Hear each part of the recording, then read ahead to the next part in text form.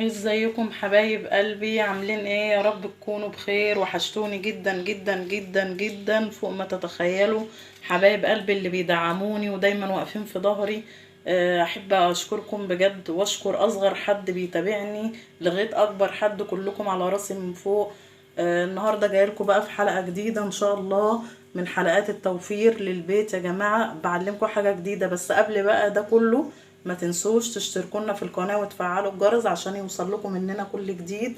ويا رب حلقاتنا كلها تعجبكم ان شاء الله. جماعة انا عايزة اقول لكم ببقى مبسوطة جدا بالتعليقات اللي بتوصل لنا، الناس اللي بتحبنا وبتدعمنا دايما. بجد انا فخورة باحلى جمهورية في الدنيا، جمهورية عبد الحميد وجهاد ونسوم. احلى حبايب قلبي واحلى فانزات في الدنيا. طيب انا النهارده جايه لكم بحلقه جديده، حلقه توفير. طبعا كلنا عارفين ان اللحمه غاليه جدا والفراخ غاليه يا جماعه وكل حاجه غاليه، فاحنا لازم نفكر شويه ان احنا يبقى في توفير في بيتنا شويه علشان نقدر كل يوم نعمل اكله ونعمل حاجه جديده نسعدكم بيها، وان شاء الله كده نتعلم مع بعض. وحبايب قلبي احب اعرف كل واحد بيتابعني من انهي بلد. كل واحد يقول لي بلده ايه ان شاء الله كده، علشان انا طبعا بتشرف بيكم. النهارده بقى انا جايه في حلقه التوفير. طبعا انا النهارده ان شاء الله كده حبيت ان انا اقول لكم بعمل ايه طبعا وبخزن ايه وكل خطوه بحب اخدها معاكم. حبيت ان انا اجيب 3 فرخات من عند انا اسفه الفرارجي. بجيبها من عند الفرارجي وكده. طبعا ممكن نجيب الفرخه ونسلقها وخلاص ونحمرها وخلاص الموضوع خلص على كده. ممكن تبقى معانا 3 مرات نطبخ بيها او فرختين. ممكن يعني تنفعنا مرة او 2 وخلاص. طيب احنا نقدر نعمل ايه علشان نوفر بقى مع بعض ونبقى شاطرين كده ونبقى ستات بيوت ناصحة كده وحاجة حلوة؟ انا بجيب الفراخ اللي انا بجيبها، بجيب الفرختين اللي انا بجيبهم. بحب اطلع منهم البانيه. يعني بص يا جماعة كده اهو البانيه اهوت. طبعا بخلي بتاع الفراخ بيخليها لي وبيخليها لي زي الفل. طبعا بنغسلها كويس جدا جدا جدا. لازم يا جماعه موضوع غسيل ونظافه الطيور او اي حاجه بتجيبوها من بره ده مهم جدا جدا. اهو يعني طلعت منها بانيه، ادي اول طبخه اهي. هنعمل اليوم مثلا بانيه ومكرونه. اللهم صل على سيدنا محمد. خليته خلالي برضو الوراك بتاعتها اهو. ما شاء الله لقيتها يعني تحفة وجميلة جدا. الفراخ دي فراخ بيت يا جماعة، جميلة جدا. بص هو بيخليها بطريقة معينة اهو. بصوا ما بيبقاش فيها اي حاجة، يعني شل منها اهو يا جماعة، بيشل منها العظم كله اهوت. ما شاء الله بتبقى بس سايب لي دي على اساس ان احنا هنعمل بيها حمام كداب. الحمام الكداب يا جماعه كلنا عارفين طريقته، وانا برضو هنزل لكم بحلقه لوحدها طريقه الحمام الكداب. خليته خلالي ده يبقى دي تاني طبخه اهوت. ده كله يا جماعه من فرختين او من 3، حاجه بسيطه جدا نقدر نعمل بيها حاجات كتير. يعني انا دلوقتي همشي يوم بالبانيه زي ما احنا قلنا، يوم تاني هعمل حمام كداب مثلا بالرز بالخلطه بتاعه. يوم هعمل كبد وقوانص ما شاء الله جميله اهو، غسلاها وزي الفل ما شاء الله. وطلعت بقى منها كمان ايه اهو للشوي يا جماعه. طبعا بقت بقى الوراك والدبابيس والصدور والحاجات دي كلها طلعتها. دي ما شاء الله طبق مليان اهو، اللهم بارك. وطبق كمان يا جماعه اهوت اهو. ادي طبق وادي التاني. يبقى احنا كده هنعمل ايه؟ يبقى اول حاجة قلنا ان احنا يوم هنعمل بانيه مثلا ومكرونة، تاني يوم او مثلا مش لازما بقى كله ورا بعضه. يعني انا بقول لكم احنا هنطلع كام طبخة من الفرختين دول او كده. او الحمام الكداب يا جماعة برضو ادي يوم تاني اهو. ما شاء الله طبقين للشوي اهو، ادي طبق وادي التاني. طبقين 2 اهم للشوي. يعني انا اقدر اعمل ده في يوم واقدر اعمل ده في يوم. انا طبعا جبت الفراخ او جبت الحاجات دي من عند بتاع الفراخ، غسلتها كويس جدا جدا جدا ونقعتها في محلول. محلول يا جماعة ده بيمحي الزفارة تماما منه، اللي هو طبعا بيبقى ملح ومية وليمون ماشي وسنة بسيطة من الخل يا جماعة. طبعا بننقع في المحلول ده كتير قوي قوي قوي. بعد طبعا ما بنغسل كل قطعة لوحدها على حدة لوحدها تحت الحنفية ما شاء الله بتبقى المية نازلة نظيفة جدا. وبعدين ارجع احطهم في المية اللي بالمحلول دي ماشي، على اساس ان هي ايه اتاكد من نظافتها تماما. طب بعد ما بخلص كل الخطوات دي بعمل ايه؟ في ناس يقولوا مثلا ان يعني ناخد 3 معالق دقيق على الميه دي يا جماعه، ونغسلهم كويس قوي قوي قوي. نحطهم على الفراخ وعلى كل قطعه انت عايزه تغسليها، وندعكها تاني ونرجع نشطفها حوالي 4 5 6 مرات تاني. تتأكدي تماما ان مفيش ريحة زفارة، وطبعا مش هنلاقي انضف من البيت واكل البيت، لان بنبقى متأكدين دايما من نظافته ومن صحته ومن جودته. ما شاء الله حاجة اللهم بارك اللهم بارك. طيب عندنا ايه تاني؟ برضو طلعنا مع بعض اهو يا جماعة. بصوا دي بقى اللي بيسموها ايه مش عارفة، اللي هو الحوايج او حاجة زي كده. يعني طلعنا رجول وطلعنا هوت الاجنحة، ما شاء الله مغسولة وزي الفل وقشطة اهيت. وبرضو اللي هو الزور دوت مش هينفع بقى طبعا في الشوي برضو او حاجة. انت بقى وراحتك، حابة تعملي بيهم شوربة مثلا، حابة تعمليهم بأي طريقة انت عايزة تعمليها. مش يا جماعة؟ كمان اهو برضو اهو، ده برضو خلالي منه اهو، يعتبر برضو هعمل بيه شوربة او ممكن اعمل بيه كنتاكي. يبقى انا النهاردة جايلكوا بفيديو جامد جدا جدا.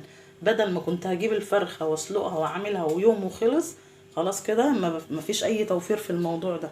لكن لما نفكر مع بعض ان احنا نعمل ايه، لا هاتي الفرخة بتاعتك او هاتي مثلا الفرختين، وفكري ان انت تطلعي منها بانيه، طلعي منها حمام كداب، تعملي كنتاكي كبد وقوانص في يوم، بانيه زي ما انت حابه. كل ده ما شاء الله في ايدك انت، وتبقي انت شاطره وتدبري وتقدري توفري وتعملي حاجات كتير حلوه جدا جدا جدا.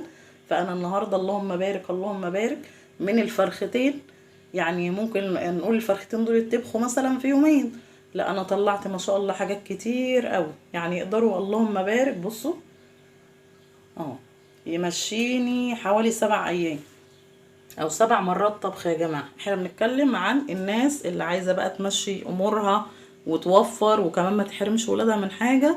اهو مش بقول لكم ان انا عاملة كميات قليلة، ما شاء الله كل طبق من ده يعني اللهم بارك مليان اهو ما شاء الله. للشوي هقدر اعمل ده في يوم ما شاء الله جميل، يعني اللهم بارك كل طبق اهو ما شاء الله اللهم بارك. فانتوا ايه رأيكم بقى؟ وقولوا لي كده رأيكم في التعليقات، وقولوا لي كده طبعا وصفات جديدة. بنحب نجدد وننوع طبعا في طرق الاكل عشان ما يبقاش طريقة تقليدية طول الوقت. انا عايزة النهاردة كل واحد يقول لي بيعمل فراخ بطريقة ايه وبيتابعني منين. طب انا جبت الفراخ دي وغسلتها وخليتها زي الفل تمام التمام، وحطيتها في المحلول بتاعها وغسلناها كويس، يعني هي كده ما شاء الله زي ما بيقولوا على الحل. طب انا دلوقتي بقى عايزة اعمل ايه؟ انا كل الحاجات اللي قدامي دي سواء هطبخ منها النهاردة او بعدين بحب اعمل لها تتبيلة، اللي هو عبارة عن بصل وفلفل وليمون وبهارات مشكلة وتوم. ماشي يا جماعة؟ كل الحاجات الحلوة دي بنحطها بقى نفرمها في الكبة، وبعدين برجع اتبل كل الحاجات دي. كل الحاجات دي بحطها تتبل في الدي فريزر او في الفريزر مع بعض، ايه بحيث ان هي وهي في الفريزر متخزنه بتاخد من الطعم. يعني مثلا اقول ايه ان انا عايزه اتبل الفراخ قبلها بيوم او 2 او كده عشان يبقى الطعم احلى واجمل طبعا بكتير. انا بقى النهارده بقول لكم ان انا حبايب قلبي اهو بقى التتبيله عملتها لكم اهو. هي عباره عن فلفل وتوم وبصل وطماطم وتوابل مشكله، توابل فراخ، ملح، واحده مرقه دجاج اهو يا جماعه. بصوا الجمال، عايزه اقول لكم التتبيله دي تحفه وريحتها جايبه لاخر الدنيا. هنعملها بقى مع بعض، نفرمها وارجع اوريكم تاني. اهو يا حبايب قلبي التتبيله ما شاء الله فرمناها كويس جدا، البصل والثوم والبهارات المشكله وكمان الطماطم.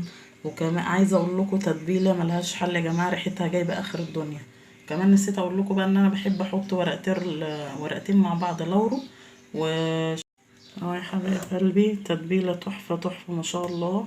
هروح بقى طبعا احط على كل طبق حبه من التتبيله دي ونقلبها كويس ونتبلها كويس، وطبعا هنعبيهم في اكياس ونعينها في الفريزر او الدي فريزر، شوف محتاجين منها ايه ونسيب الباقي. تابعوا معايا بقى لحظه بلحظه. اهو يا جماعه بقى حطينا التتبيله اهوت على كل الاطباق اهو، كله هيتبل بلا استثناء يا جماعه. اهو الفراخ للشوي دي التتبيله هي عليها اهو، برضو على الكبد والقوانص كل الفراخ اهو يا جماعه اهو. حتى البانيه برضو تبلناه اهوت. كل ده بقى هنرجع نتبله كويس ونقلبه مع بعض كويس جدا جدا، واحط كل واحد في طبق واخزنه. فهرجع برضو اوريكم معايا لحظه بلحظه. اهو يا حبايب قلبي تبلنا الفراخ كويس بقى اهو، كلها اتبلت ما شاء الله. التتبيله عايزه اقول لكم لو الكاميرا بتطلع الريحه هتشموا ريحه التتبيله تحفه، ما بالك بقى وهي بتستوي هتبقى ما شاء الله جميله. كله اتبل اهو. طيب ايه الخطوه الجايه بقى؟ الخطوه الجايه ان انا هحط الاطباق دي في الاكياس واقفلها كويس واوفر لها مكان في الفريزر واحطها. طبعا ابقى انا عارفه بقى انا عايزه ايه او كده. طلع الطبق هيبقى متبل جدا. وبكده حبايب قلبي نكون خلصنا بقى حلقتنا النهارده. ما تنسوش بقى تشتركوا لنا في القناه وتفعلوا الجرس علشان يوصل لكم مننا كل جديد. وعايزه اقول لكم بقى اهوت الاطباق اتحطت في اكياس نظيفه ما شاء الله جميله جدا. يعني لو امكن نحطها في كيسين، الكيس عكس الكيس. وبكده بقى يا جماعه عايزه اقول لكم ان انتوا نورتوني النهارده في القناه ونورتوني في الحلقه. اهو يا جماعه كل الفراخ اتبلت وكله تمام وكله بريمو تمام التمام اهو. هنعين بقى حاجتنا في الفريزر ونشوف هنطبخ ايه النهارده ونعمل لكم حلقه جديده. بس بقى ما تنسوش تشتركوا لنا في القناه وتفعلوا الجرس عشان يوصل لكم مننا كل جديد. وعايزه اقول لكم والله بتوحشوني جدا جدا. مش عايزه اطول عليكم، ومع السلامه. مع السلامه حبايب قلبي.